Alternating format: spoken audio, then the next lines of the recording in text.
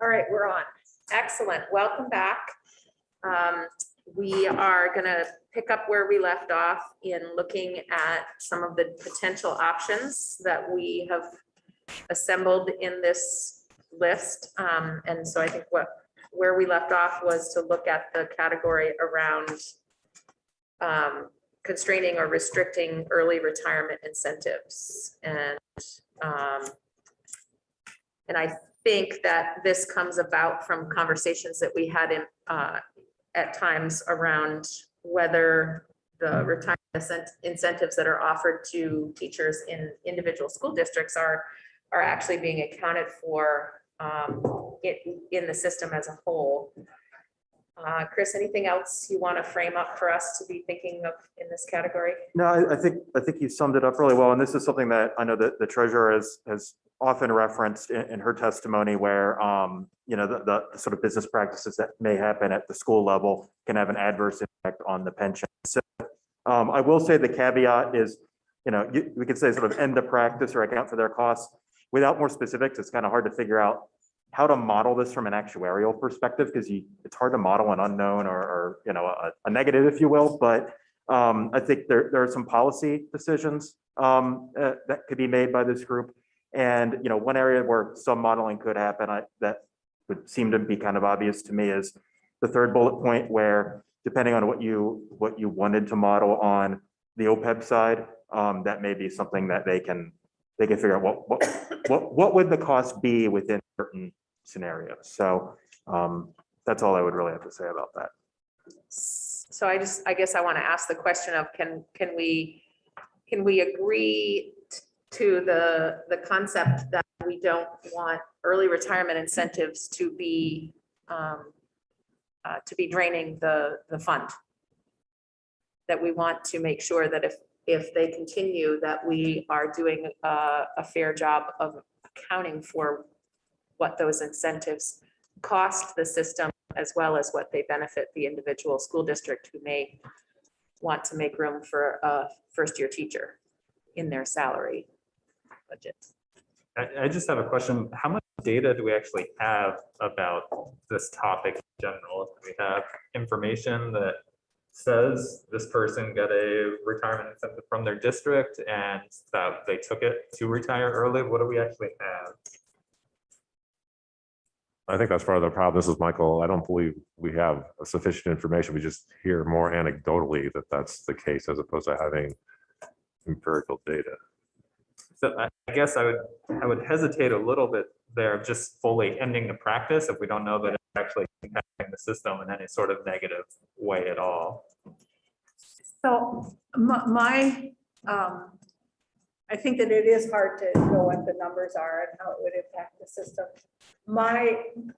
I just feel pretty strongly that philosophically that all those retirement costs should be in the education fund and reflected in local budgets, as opposed to in the general fund budget.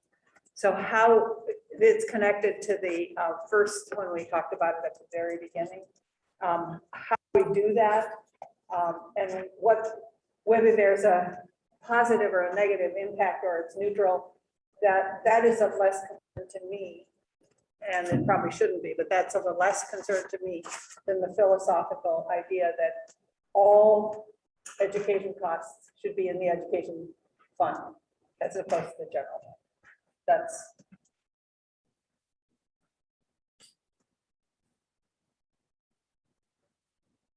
yeah, I wonder if that's the way to address this issue.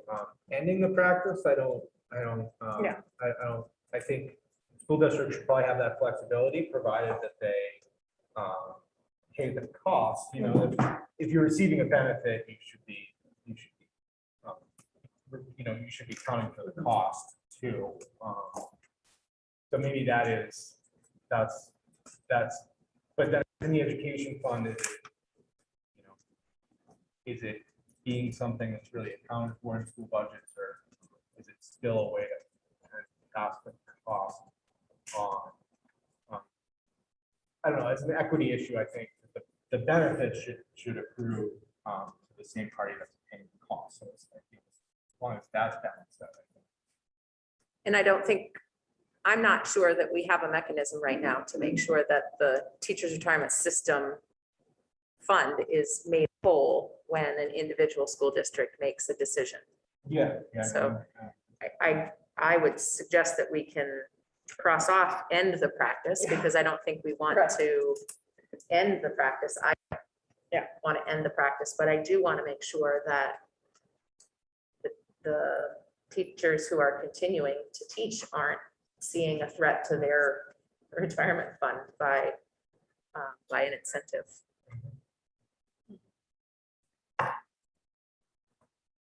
And we really can, I think, just connect that and go back to under general, where we talked about the education fund in general. I think they're how we account for those early incentives. So Do you think maybe we could cross out this whole section then and just add a little something to the previous section where we were talking about moving things to the ed funding? That would be a way to account for early retirement. Done by the district? Well, I would assume it's going to take a statutory directive to require school districts to calculate what the cost is to the teacher's retirement fund by offering someone an early retirement. You know what I'm saying? I mean, I wouldn't necessarily think that this is something that the actuary needs to be involved in, but I do think we need to have legislative council perhaps look into how we express that in statute. I mean, the question of where the money comes from, or where, you know, like who's responsible for paying that in, is sort of what Jeanette was talking about with respect to, is this a general fund obligation or an education fund obligation? And I'm suggesting that we, regardless of where the money's coming from, we should make sure that it's being reflected, that the true cost to the system is being assessed to the district that's seeing that benefit. I think one of my concerns with it is that it might have unintended consequences that we're not aware of. You know, one of the reasons why the school districts offer that incentive is, like you said, so that they can hire a teacher who's younger and less expensive at that state of their career. Whereas if we eliminate it for school districts to have that, then does that result in having to make otherwhere in the school district, which results in a lower quality education if you're having to increase class size, or threats to other program cuts? So I understand the philosophical piece of it, but I worry about any sort of unintended consequences that may happen, especially if we don't know that this is really having a negative impact. So that's a really good point, if I may. Everything about this has unintended consequences on one end or the other. And, you know, regardless of whether we have the data or the sort of anecdotal evidence on early retirement specifically, we do know that retirements and net turnover rates have been higher than assumed. And as a result, they have added to the unfunded liability. So, and they've been some of the most significant drivers of that on the teacher side specifically. What the sort of the unintended consequence right now of the current practices is, a school may save money in its operating budget, but the unfunded liability grows and the cost essentially shifts to the state's general fund to pay by default.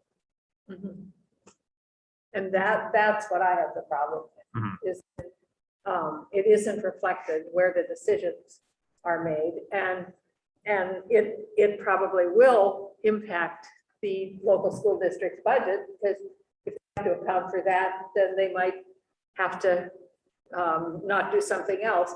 But the same thing will happen at the state level. Right. If it's shifted to the general fund, the same thing is going to happen there. Something else is not going to be funded because of picking that up. So I just think that it needs to be reflected where, I think Kate, I think we can just add something here that we want to make sure that the money that it's accounted for and how it's accounted for, right? And then that might be cleaner to just do it that way. I mean, I'm fine with that. I don't just kind of move this concept to here. That Eric's got On that one point, these might be two separate questions. You know, how the costs are allocated to the ed fund overall versus early retirement incentives, because early retirement incentives aren't necessarily specific to teachers. The state has employed the practice several times as well. And that's had impact to the retirement system. So, you know, maybe, and I don't know if there was, maybe it's the question for Michael, but if when those retirement incentives were employed, if there was any money is transferred to kind of, you know, make up the impact of the retirement system. I think that, you know, it's a little different in that it's not transferring it from the school districts to the general fund. I mean, you know, everything's coming out of the general fund, but it is a transfer from the retirement system essentially to alleviate pressures on it. So, you know, I think this pertains to the state system too, and ensuring that these practices don't adversely affect the retirement systems isn't necessarily only a teacher issue. If I could add to that, this is Michael. I think at the time the incentive payments were made, they did come out of the general fund. They didn't come out of the retirement fund. And I think they were made over the course of 2 fiscal years to the individuals. But the challenge with at the time when the retirement incentives were offered by the state system or by the state, the idea is that those positions wouldn't be refilled. In other words, you won't have somebody else coming into the system requiring a benefit. But the way the state system works, while you could, you know, a department or agency could say, okay, I'm not going to fill that particular position, but in fact, they could fill other positions. So there's no real correlation between, you know, one individual retiring and then never filling another position. That just didn't happen. Yeah, I guess my concern with the impact on the plan would be that you're incentivizing behavior that's going to cause a deviation from your assumed behavior. But that's going to accrue costs to the plan. Right, because people retired earlier than they would have otherwise. Yeah. And the costs associated with paying that expense are billed to all the different funds of the government, of state government, in proportion to their share of the active payroll. So I think the connection, well, I agree with you, like it's a similar thing on both sides, but the connection between where the decision is being made and where the fiscal impact hits is much tighter on the state side than it is on the teacher side. Yeah, no, I agree with that.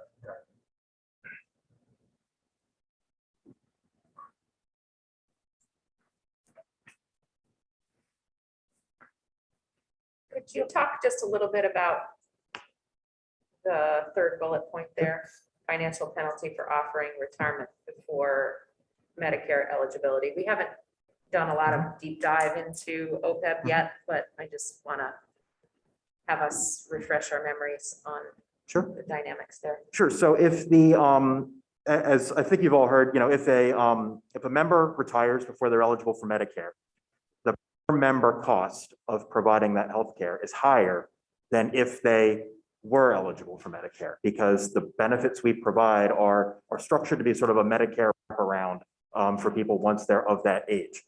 The magnitude of these costs, though, pales in comparison to the pension costs. But one thing to keep in mind is if you have more people retiring prior to being eligible for Medicare on a per member basis, that cost is higher during those years. So I think the thought process behind this bullet point is if a early retirement incentive is offered at the school level, should the school pay to offset some of that extra cost on the OPEB side? So that could perhaps look different ways, but you know, maybe the cleanest way just conceptually to start thinking, and again, I'm not advocating for this specifically, is, you know, what if a school had to make the OPEB trust whole for the delta between what the premium costs are before they're Medicare eligible versus once they are Medicare eligible. And it could be a way of recovering some of the fiscal impacts of these incentives on the benefit systems. think that we've heard that retirees who retire before they're Medicare eligible in the Vista system are moving to Medicare Advantage. And I'm wondering what the savings is there. I'm wondering how that impacts this conversation. Did I hear you say that people who are retiring before their Medicare Advantage or before they're Medicare eligible? I'm just wondering what the impact of that change is. So we are moving the people who are Medicare eligible from the current health plan to a Medicare Advantage plan effective January 1st. And I believe, and I have to bring the information back and bring it back up to lunch, but I believe it's in the neighborhood of around 30% savings to the state and to the member for the lower premiums associated with the Medicare Advantage plan.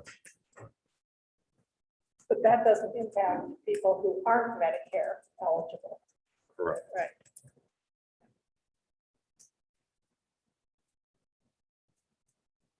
Is that something that you said you can bring after lunch?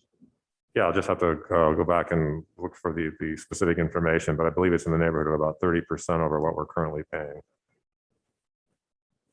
What if it's just at some point?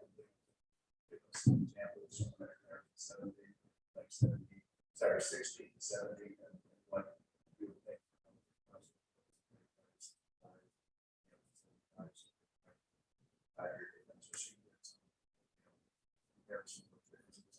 Yes.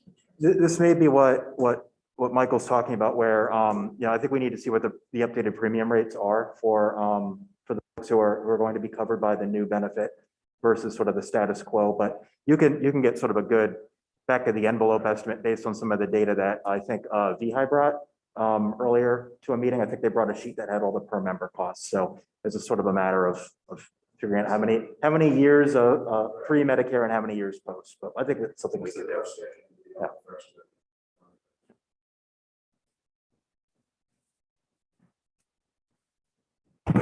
Whenever, Molly Center, whenever we talk about things related to healthcare and OPEB, I just want to add to the conversation a piece about having some kind of language in whatever we decide that in the event of a Medicare for all kind of situation, what would happen to those funds? Because I'm hopeful, I'm going to remain hopeful that at some point, either as a state or as a nation, that issue will come up. And if we're going to put aside money for OPEB, I'd like to know that that money would go to the pension system if such happened. So that is a legal question, but the OPEB trust is separate and distinct from the pension trust. So under current law, you can take the OPEB assets and put that over in the pension fund. What would happen to them? Just be sitting there? They are held in trust to provide this benefit to the members. So But there would still be costs, even if there was Medicare for all. Somebody is going to be paying the premiums. I mean, the Correct. state presumably would be paying for the premiums, or somebody would be, that either the beneficiary or the state would be Correct. paying. So there still are costs. Mhm. They just would be, I think, probably less and distributed differently. Sure. But there's still costs to it. It isn't as if we no longer would have to pay for healthcare benefits for people.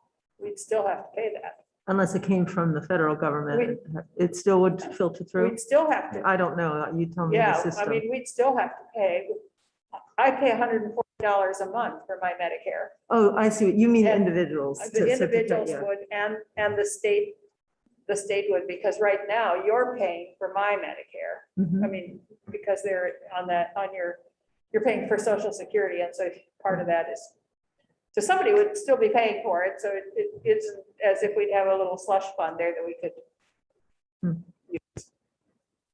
I think I'm right. I don't know enough about it to fully understand what you said, but I'll ask later.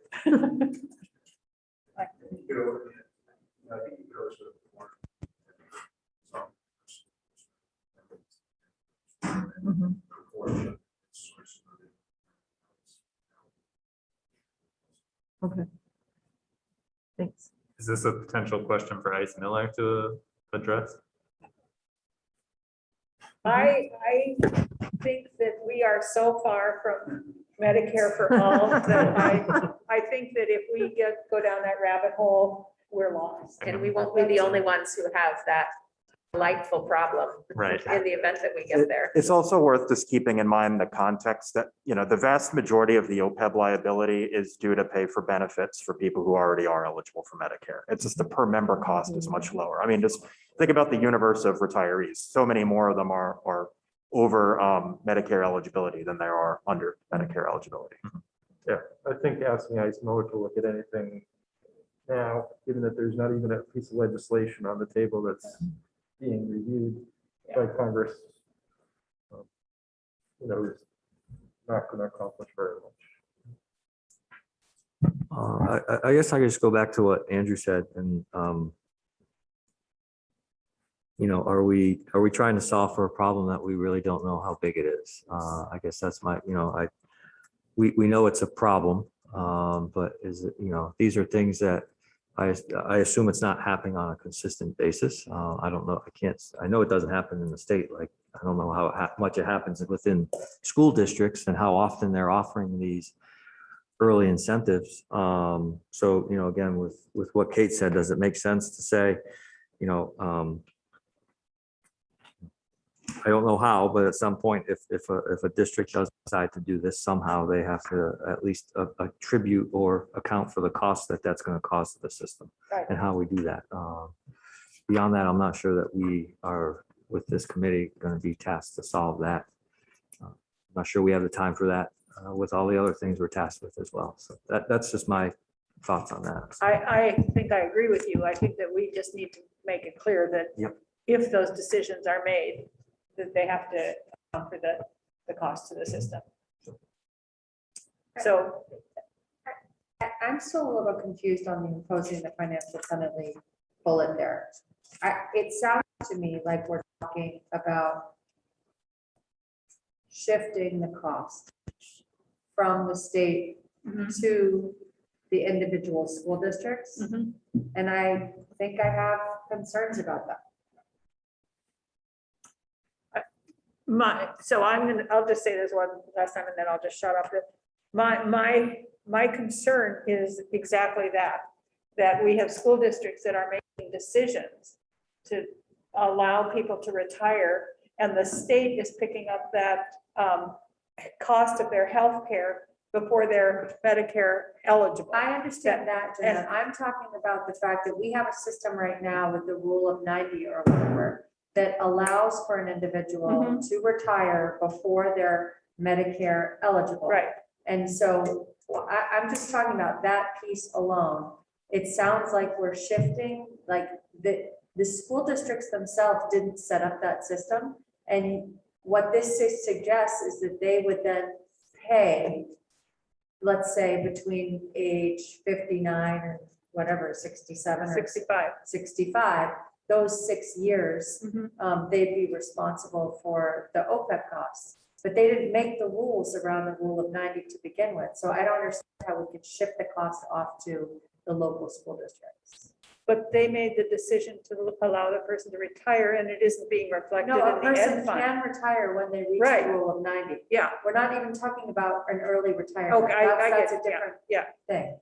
Yeah, I see that. And I don't care if it comes out of the local school district or if it comes from just the ed fund in general. I just think that every cost that is associated with education needs to be reflected in the ed fund. That's just a basic philosophical position of mine. I don't think, and I don't know why it isn't at this point. I don't know what the agreements were when this was set up, but that's just a philosophical position that I just think that it isn't reflected in the ed fund.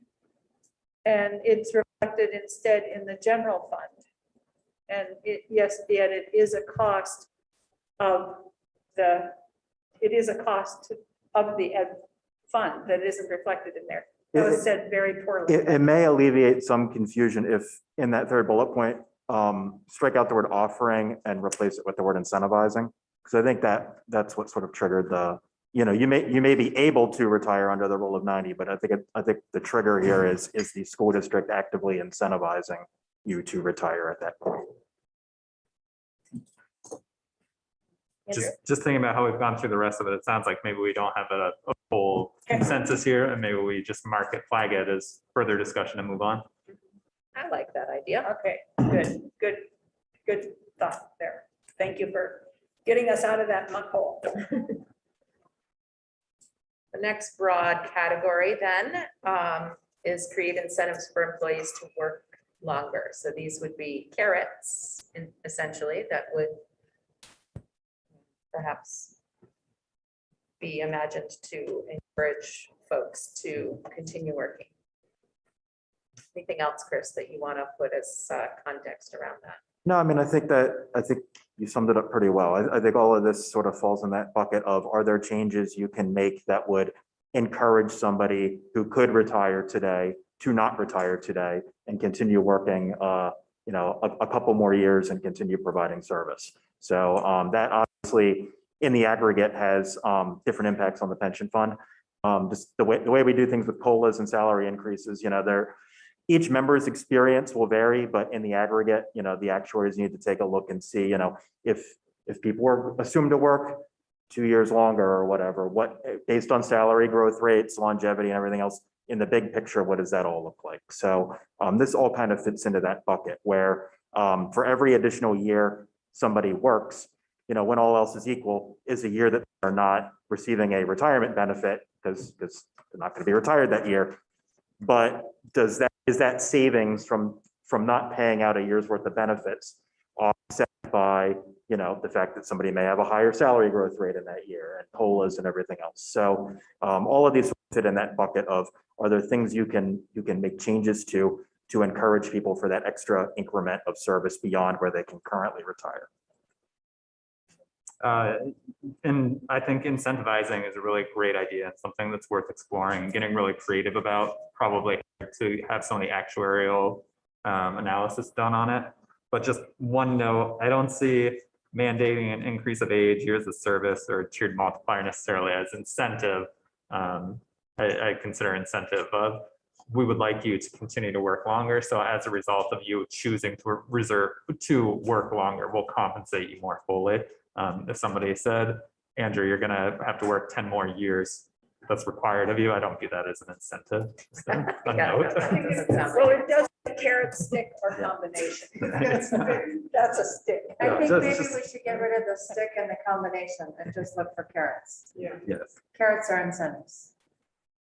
Yeah, I mean, I think the incentives to employees to work longer and the whole section below on modified normal retirement eligibility are both trying to accomplish the same thing, and that is addressing the fact that people are living longer and may have longer working careers. I would suggest that we pursue the first create incentives mechanism to do that. It gives the employee an option. It will have savings overall, and it provides a benefit as well. So it's a win-win.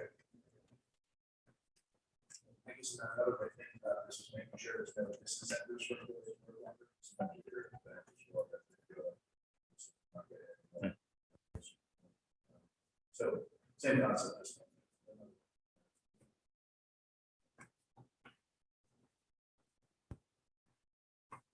I think one thought I had that I don't know that we put it necessarily on here was right now, we were just talking about the districts offering early retirement incentive, viewing it in the reverse of the state saying, hey, we're going to give you an extra $5,000 this year, not necessarily tied to a percent of your pension, but just a firm number that could also be viewed as incentive to stay longer. So working the inverse of what the school districts are doing.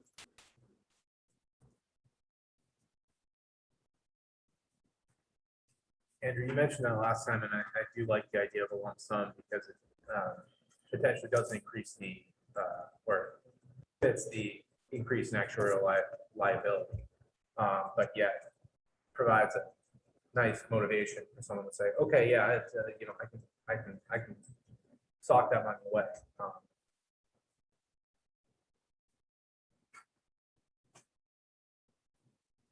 So are you saying, Eric, that we should take these two categories here and not address them now, but look at them more in the future, I guess? No, I would say we pursue and create incentives for employees to work longer Mhm. and strike modify normal retirement eligibility.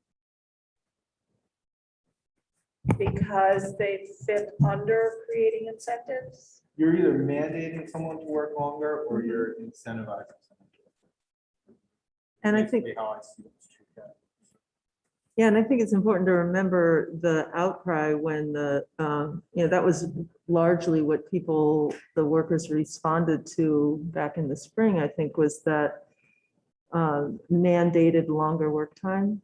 That's what I heard the most of anyway, and I don't think we want to repeat that problem. I don't want to repeat that problem. I don't have it in me. I don't know about you all. Right. I would be, I believe, 45 years of teaching kindergarten at age 67. And I believe you all heard me talking about trying to sit crisscross applesauce at that age, and that being a troubling issue. I can see.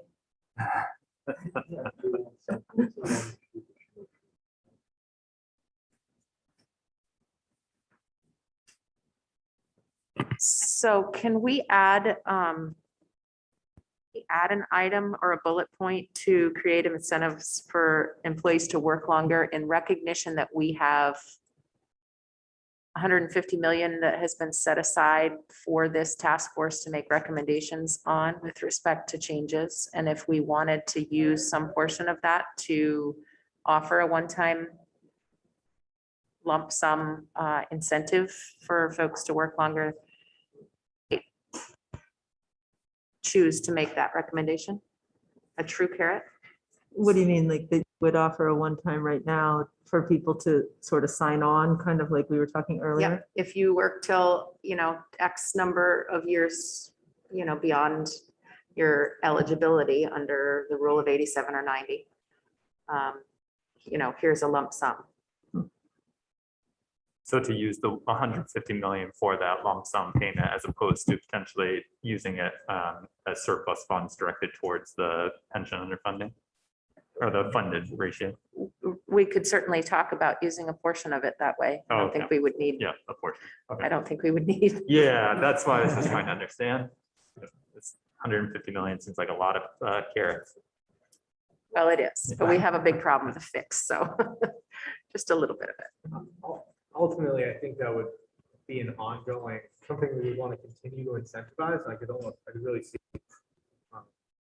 the retirement system picking up that expense because it would expect to see gains on that expenditure. So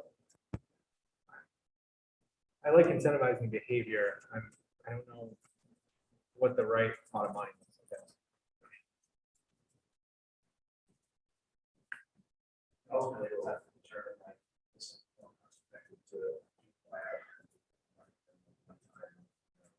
Right. You know, whether that is versus something. Yep. To maximize that.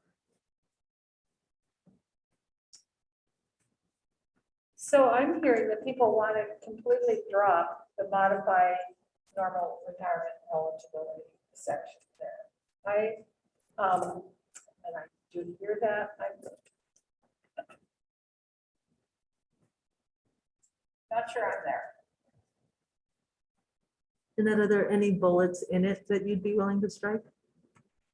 Well, I think they're all part of the same package about normal minimum retirement age, maybe retire, but you don't get your benefits until you reach Social Security age. I mean, I think there are a number of things in there that we could look at, and I realize that it's really hard to tell people they're going to have to work longer.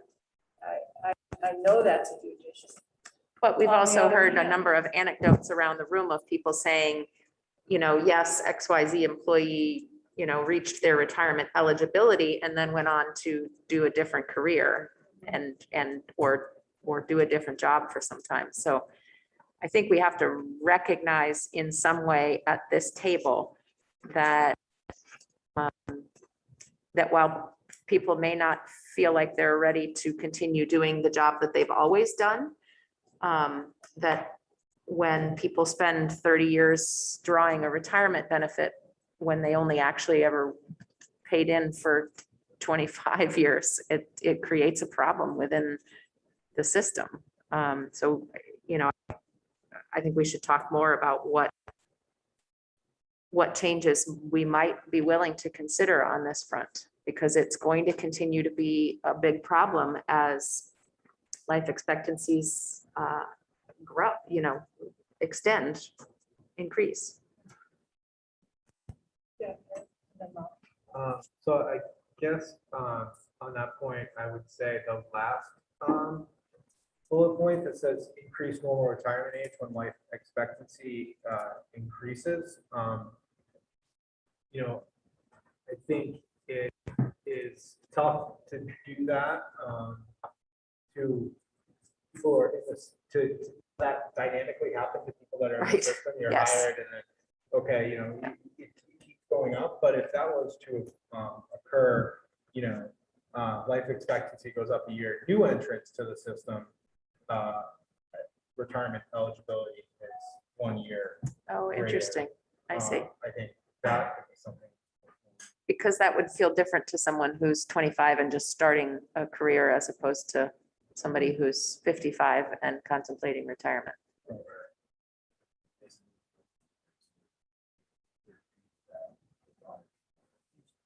Right, you come in with expectations but yet, you know, as new entrants come in, you're mitigating that risk. And that's a nightmare to administer. That's what I I'm think thinking. that's what he was gonna say. Can we And then- return to the incentives discussion and agree that maybe there needs to be some actuarial work around that? That red note that said some of this work has been performed by the treasurer's January 15th, additional analysis would be required.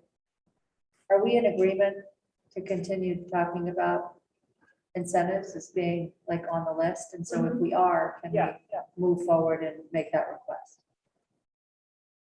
Actually, the only caveat of that is, I think there's a lot of flush out there, so I might have it.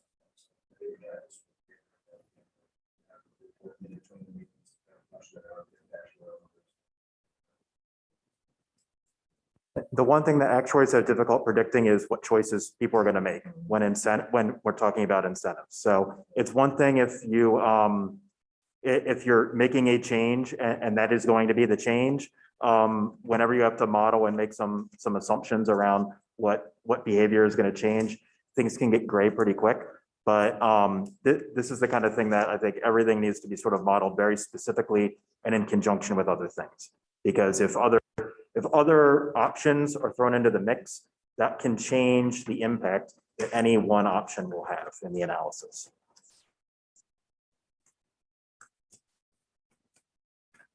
Just to go back, this is Michael Clausen again, something, Sarah, you just said with respect to people who might work for 25 years, let's say, then they might live in retirement for 30 years, life expectancy. Keep in mind that someone's benefit is proportionate to the years of service they work. So it's also calculated based on the mortality tables that are built into the assumptions that the actuary uses, which are updated when they need to be updated, meaning when they change by some degree of or percent, difference that they currently are. I'd remind everyone that I believe now with the pandemic, our life expectancy has actually gone down.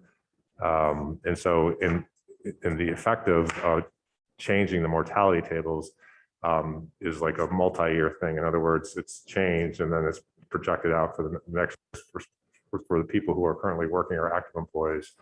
And on that same note, when you're talking about, and this goes to something that Dan mentioned earlier, when, you know, like the average pension, for example, that takes into account that everyone's pension, not everyone works 30 years. Not everyone works 25 years. I mean, we'd have to look at the data and the actuarial valuations to parse out exactly, you know, how long or what, how long someone's worked. And I think your point, Dan, is actually, if we were to look at, for example, the people that do reach 30 years and look at that information separate and apart from the averages, it might provide more information. And the other thing I want to point out is that we also don't know or collect information about other types of retirement savings that people have. You know, we don't factor in the fact that someone's going to get Social Security in our calculations. We don't know if they have a 457 account. We don't know what other investments they have. We don't know what property they have. We don't know anything about it. Similarly, we don't know if somebody's going to go to work after they retire from the state or from the teachers. None of that is factored into the equations. I would just caution all of us to think about that context. We're only talking about what we know in terms of what the retirement benefits are as they currently structured for the teachers and the state employees.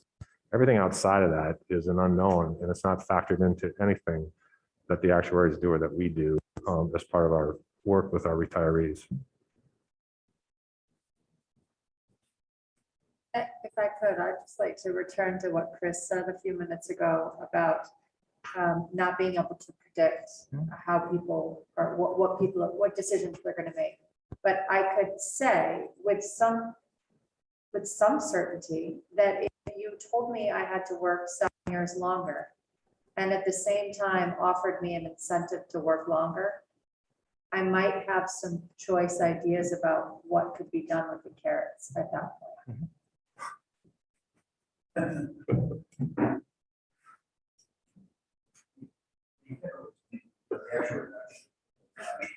Saying this is the percentage of people that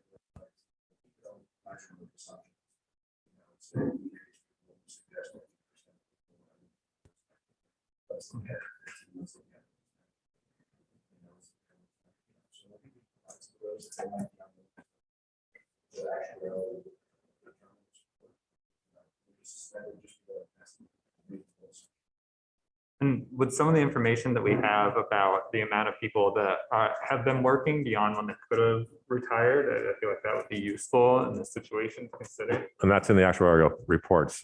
We could look at the current one from last year that shows the number of people who have 30 years of service or more and what their current ages are. That's baked into the current reports.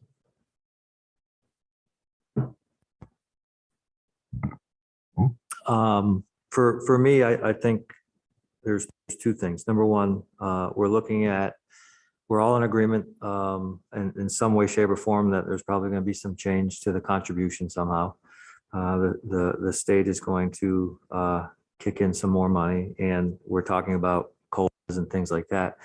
We don't even know how those three changes will affect the system, but here we are talking about making major modifications to eligibility and other benefits. So my concern is, if we start overcorrecting in certain places, we go and I can tell you just from, the people that approach me, modification is their biggest thing. I mean, there are people telling me, if you modify this, or if it is recommended to modify, I will leave. And it doesn't matter what age I am, I will leave state work. So my fear is if we start without understanding how these things will affect, we're gonna create a vacuum, which only exacerbates the problem that we're having right now, because we don't know. So again, I think I go back to, this is a multi-year problem we're trying to solve. We can look at what we're looking at and see how that affects, but I personally am going to be very skeptical about making major modifications without understanding how some of these changes are going to affect things in the future. So.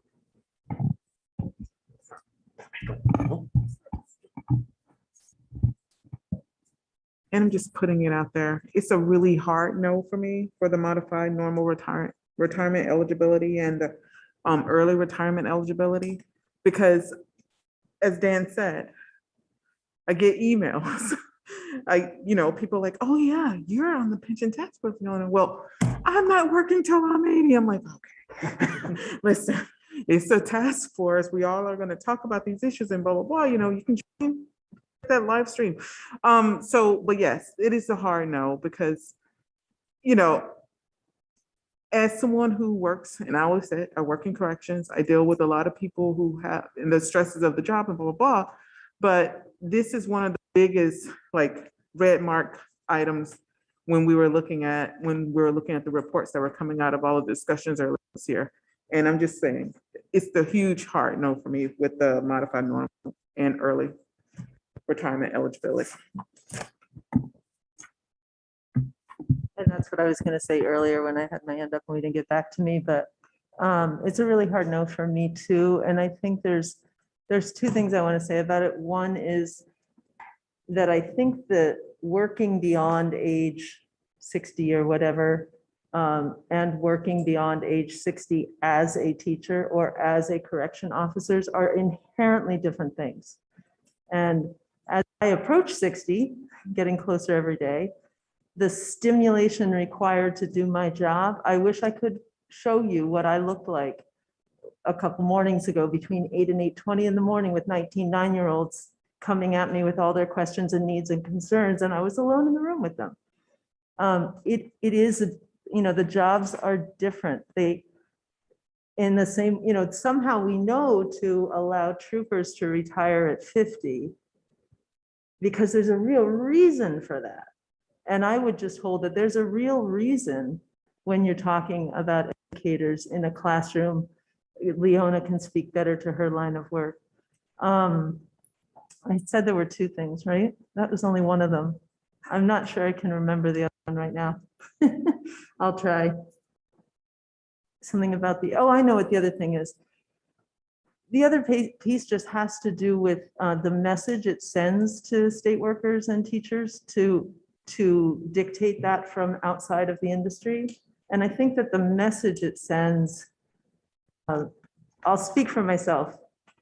What it said to me last spring was a message of disrespect, honestly. I felt very disenfranchised by that because I felt so misunderstood. And I felt misunderstood because of what I just said about the age piece. And I just think we don't want to do that to our state teachers and state workers. I think that asking them, you know, asking them, hey, we're in a really tough situation. How do we solve that problem? Which is what's happened to have us here in this task force is a much healthier response. And so, you know, we're the voices of that. That's what we have to say about it. So, could I- Yeah. So yeah, when I offered to strike or suggest we strike modify normal retirement age, it was specifically pertaining to current employees. You know, should we have a new plan for new employees above? And you know, if we were to say, okay, since the last time we designed a plan, life expectancy has changed this much, maybe normal retirement age for new entrants should be this. That's one thing. When you get into changing the normal retirement age for current employees, and this actually pertains to AFC as well, when you get into the core benefit structure, I have a real equity issue with changing it for current employees. You know, employees have put in years of work under a certain understanding of what their benefit would look like, and they can't go back and change those decisions to say, well, these past 10 years, you know, that value proposition doesn't work for me. I'm going to make a different decision. So there's a fairness issue there. But on the merits itself, I would question the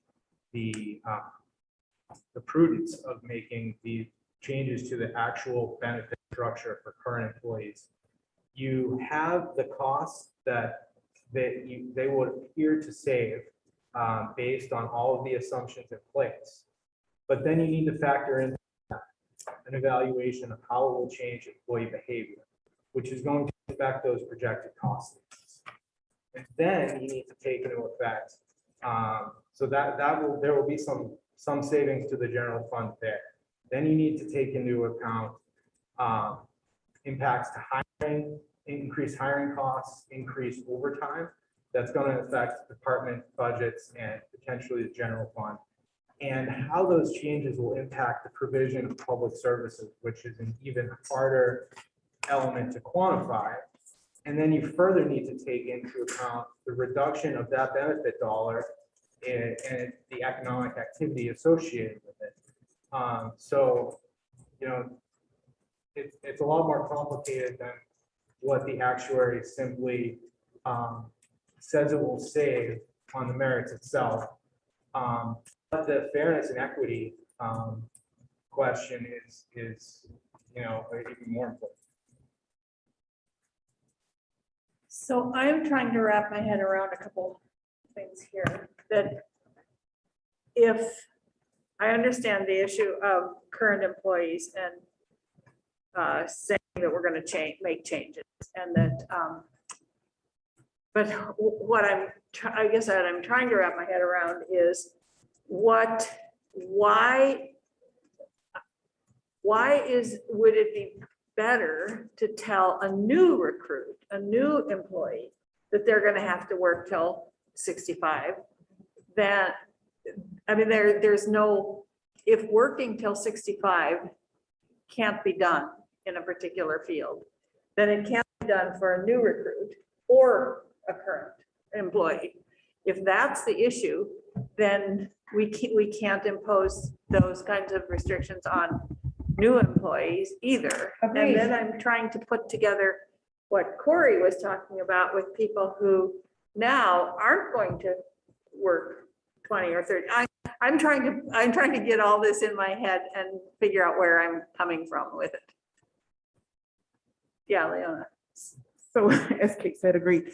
But I think that was just an option that he was bringing about, because here's the thing. It's not that you're saying you can't work till 65. It's just not, for many of us, something that we would want to do. Right. When you start when you're 25 or younger, and I know you guys hate this word, but you sign a contract, so to speak, for what the plan is and whatnot about retirement. Like when I was, like I told my story last week, when I was 25, I wasn't really thinking about all the different things, but 2-3 years in, I started to go, oh crap, I really need to pay attention to this. This is my future and I'm going to remain in probation and parole. So I need to really think about what I'm doing.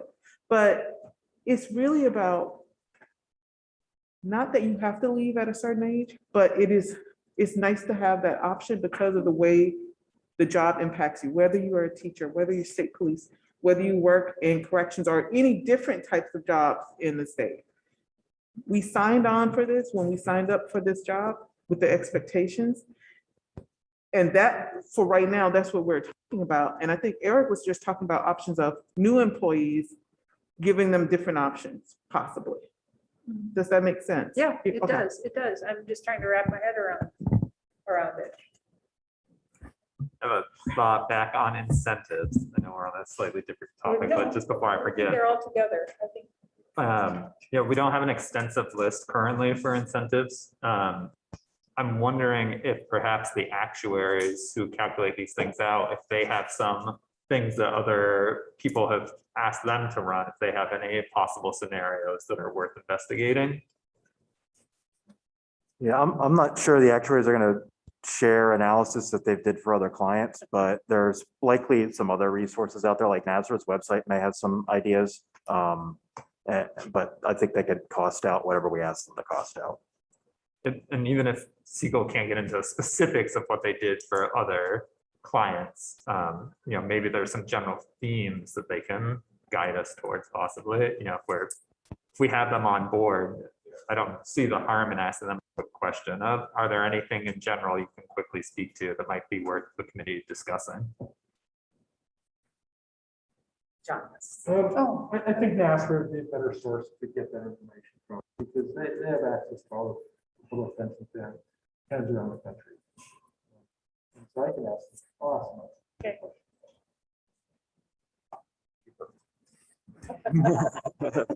I didn't want to say it.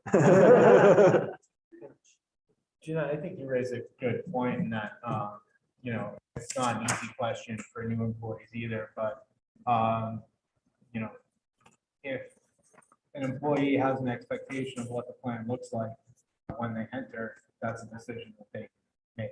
At that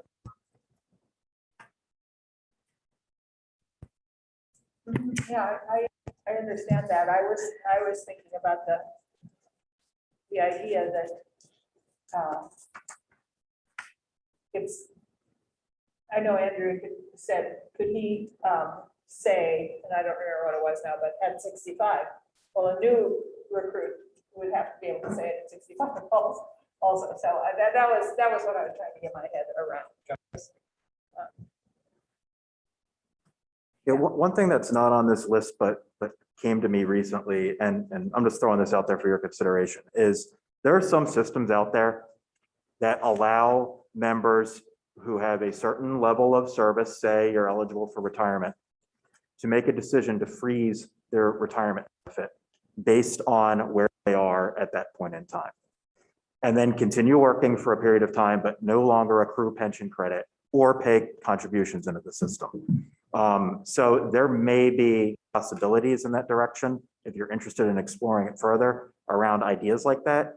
And that can result in liability savings on the pension side, not only because you're not paying for those couple years of benefit payments while that person continues to work, but their pension liability is not growing with the salary increases over that period of time. So the details of how those things are structured matter tremendously. There are programs like that that result in massive actuarial losses, and there are some that result in actuarial gains. But if that's a concept that's worth exploring, it may be something to add to the list and think through. And other option from the Urban Institute is to boost the benefit multiplier for employees who work beyond the plan's retirement age.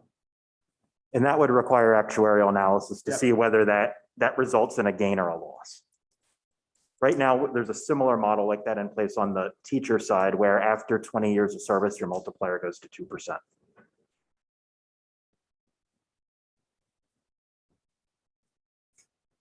Can you say that last thing again, Chris? I'm sorry. The Representative Gannon was mentioning how the service credit multiplier can be adjusted based on years of service. And right now in group C2 in the teacher side, those are the members who had less than 5 years of service as of June 30th, 2014.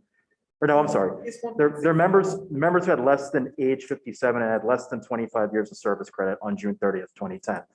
After 20 years of service, your multiplier goes to 2% a year. Isn't that the research? I think it's The teacher side. Really? Mhm. I thought we were 1.67. Yeah, it's 1.67. Yeah, but if you look at group C2,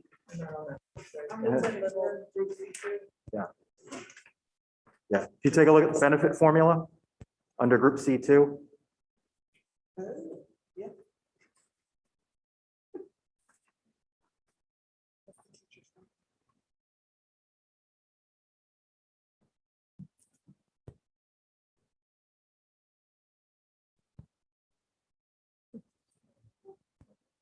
It's 2% once you reach 20 years. correct.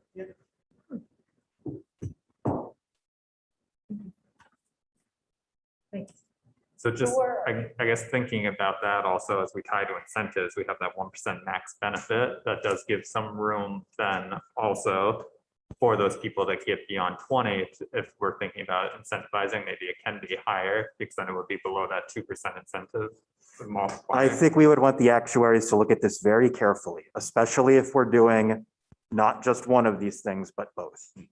Because this could very easily be an actuarial loss. And whatever gain it does produce is not going to be a very large one in the big picture.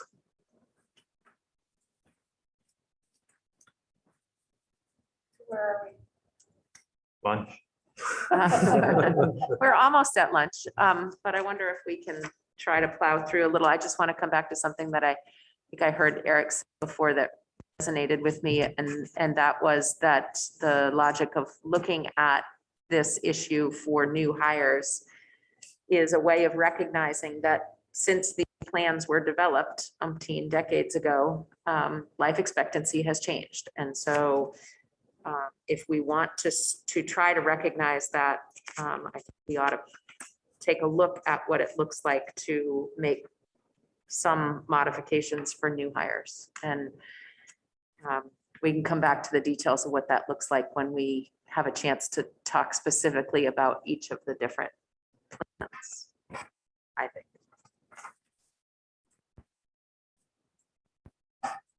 I'd also like to make a quick trip back over to Mike P. and his idea of a special group to look at incentives. For the subcommittee.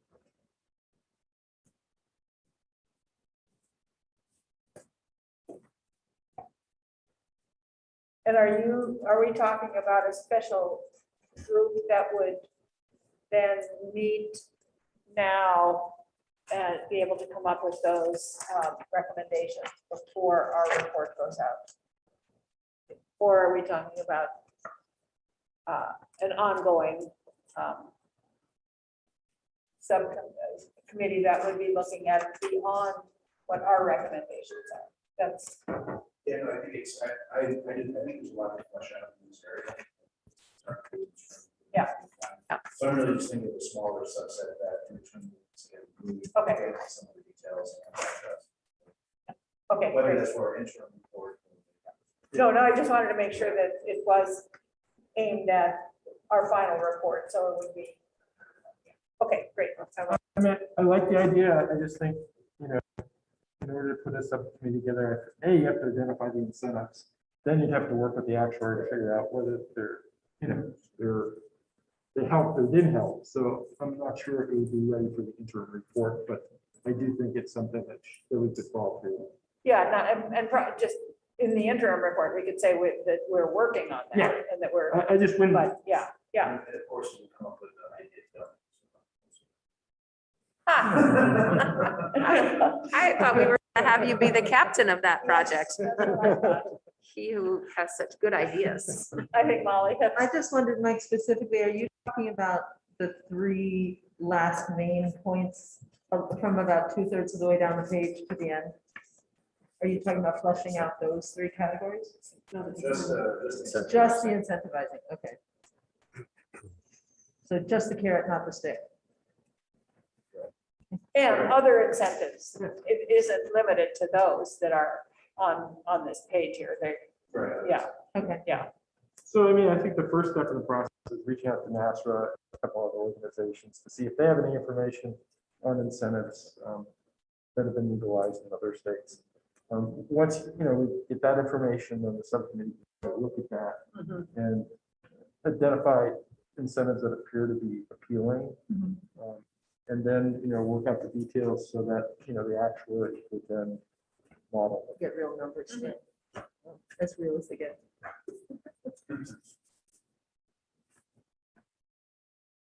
so with that, do we want to, somebody's gonna contact NASRA. Okay, you are. And do we want to form a subcommittee now so that people are prepared when John gets the information from NASRA, or do we want to wait till our next meeting and